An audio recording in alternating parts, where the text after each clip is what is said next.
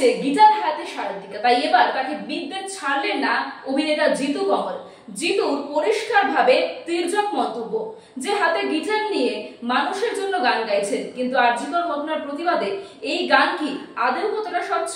এবং শুধু জিতলে আর টিকিট পেলেই হয় না, মানুষের জন্য মানবিক হতে হয়। আর কি বললেন জিতু কমল, দেখবো প্রতিবেদনে। প্রতিবাদী মঞ্চে গিটার হাতে সায়ন্তিকা, যারা টিকিট দিলেন একবারও ভাবলেন না, বিঁধলেন জিতু। বড্ড দৃষ্টিকটু লাগছে, বললেন জিতু কমল। আরজিকর কাণ্ডের প্রতিবাদী মুখ্যমন্ত্রী মমতা বন্দ্যোপাধ্যায়ের সঙ্গে পথে নেমে প্রতিবাদী মিছিলে অংশ নিয়েছিলেন সায়ন্তিকা বন্দ্যোপাধ্যায়।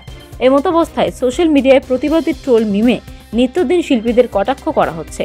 আমজনতা হোক কিংবা সেলেব, ইন্ডাস্ট্রি অন্দরেই তারকাদের প্রতিবাদ নিয়ে নানা মনির নানা মত। এবার এক প্রতিবাদী মঞ্চ থেকে সায়ন্তিকার গিটার বাজানোর ভিডিও ভাইরাল। তারকা বিধায়কের গিটারের বলে গান ধরেছেন বিক্ষোভ মঞ্চে উপস্থিত মহিলারা। আর সেই ভিডিওই বর্তমানে নেটপাড়ায় চর্চার শিরোনামে। শেয়ার করে ব্যক্তিগত মতামত পেশ করলেন জিতু কমল। গত রোববারই আরজিকর কাণ্ডের প্রতিবাদে সিনেপাড়ার সদস্য হিসেবে অভিযানে পা মিলিয়েছেন জিতু কমল।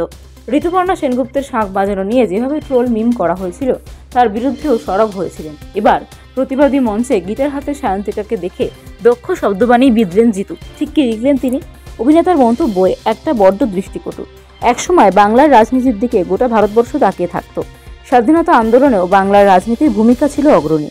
আজও 2024 সালে বাংলার রাজনীতি ব্যক্তিদের নিয়ে আলোচনা হয়, কিন্তু এগুলো কি পেছনে বসে থাকা মা বোনেরাও কি মানতে পারছেন যে বা যারা টিকিট দিলেন একবারও ভাবলেন না ওর স্বাদ, ওর শখ, ওর রাজনৈতিক জ্ঞান সম্বন্ধে? কোথায় নিয়ে যাচ্ছেন বাংলার রাজনীতিকে?